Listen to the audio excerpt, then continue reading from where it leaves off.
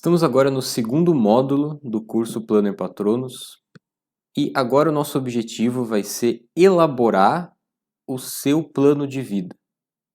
Então eu vou aqui como que pegar os conhecimentos que a gente aprendeu no primeiro módulo e vamos aplicá-los para a construção de um plano de vida do zero.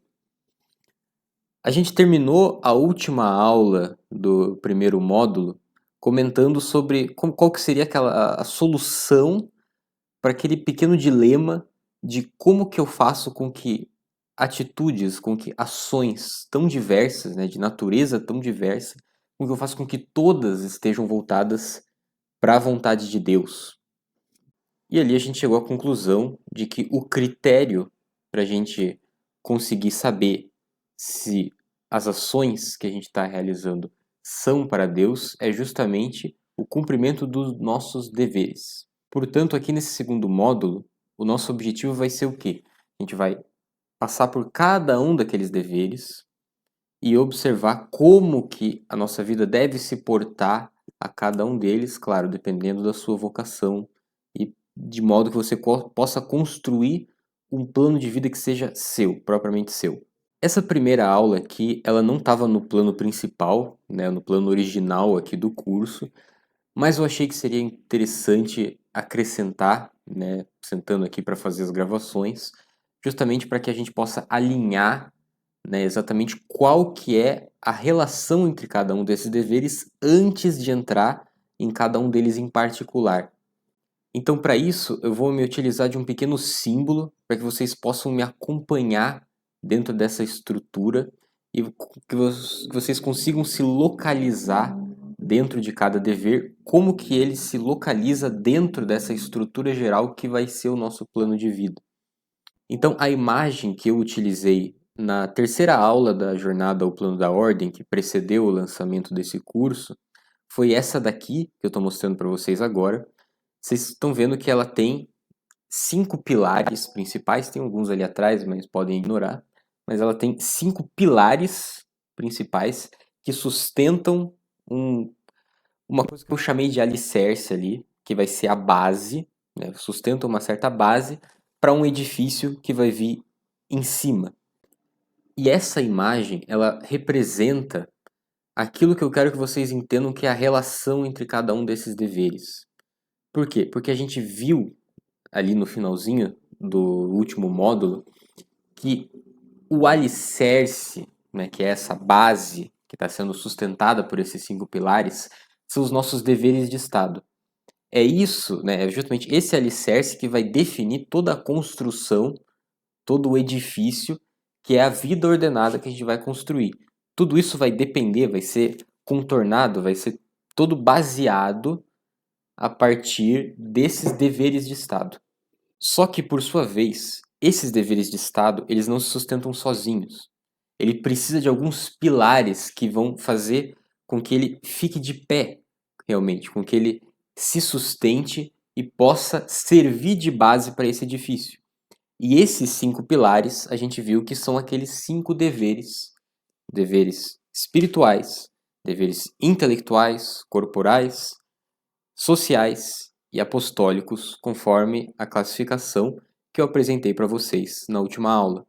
Portanto, o nosso objetivo aqui é tratar como que de uma engenharia, né? Se a gente for seguir esse símbolo, a gente está fazendo uso, né, de um símbolo de construção, ou seja, tem os pilares, vai ter a base, né, os alicerces e, por fim, o edifício que vai ser sustentado por esses fundamentos. Portanto, ao fazer uso desse símbolo, eu vou falar aqui propriamente de engenharia. Aqui eu estou emprestando uma analogia que o Padre Paulo Ricardo usou em 2 dos cursos dele, que ele fala sobre engenharia da santidade.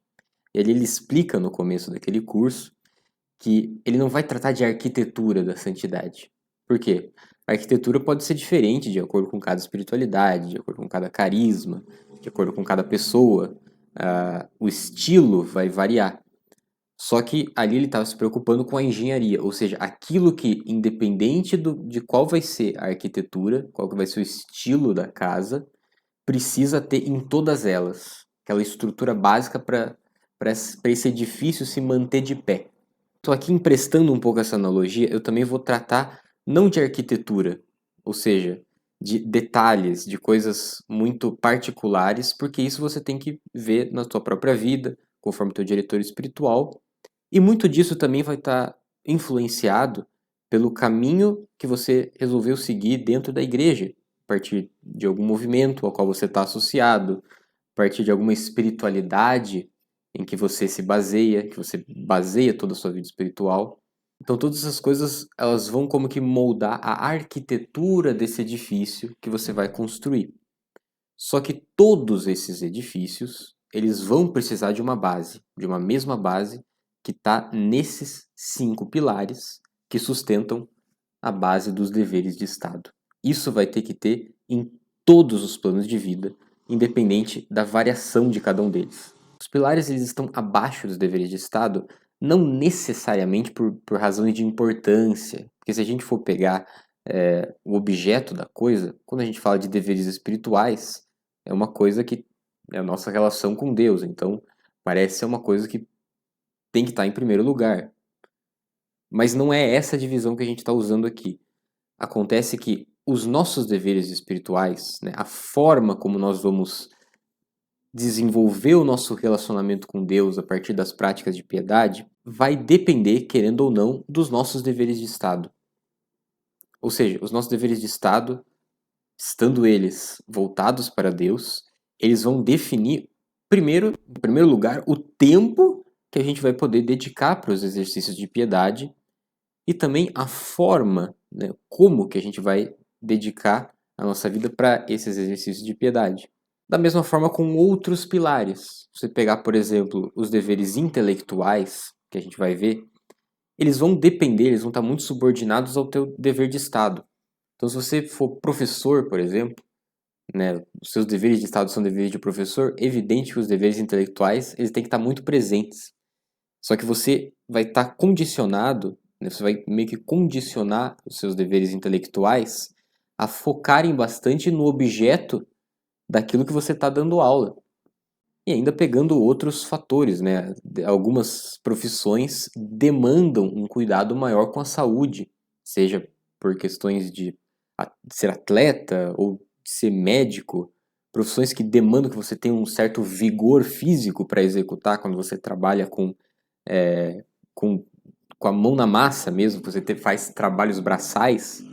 Esse tipo de dever de Estado também vai demandar uma certa atenção dos seus deveres corporais.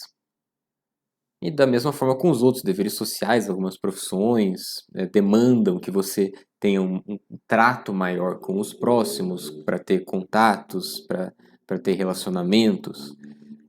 E outros deveres apostólicos também, às vezes a sua posição na sociedade vai definir quais vão ser os apostolados que você vai seguir. Às vezes você tem condições financeiras para financiar projetos, para ajudar financeiramente a igreja. Então veja como os deveres de Estado é que vão definir como que a quantidade de material que você vai colocar em cada um dos pilares.